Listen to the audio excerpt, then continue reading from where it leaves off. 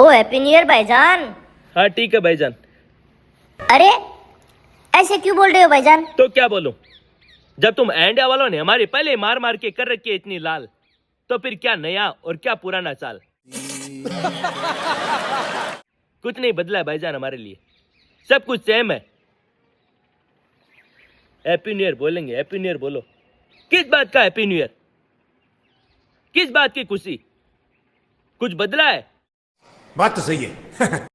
बहुत ज्यादा जख्म दिए भाईजान तुम लोगों ने हमको, और देते जा रहे हो, लेकिन हम लोग भी तुम लोगों से कम नहीं है भाईजान। हमने हमारी हिस्ट्री की बुक के अंदर सब कुछ चेंज कर दिया भाईजान। सारी की सारी जंगें जीत ली हैं भाईजान हमने, एक भी जंग नहीं हारे हैं हम लोग।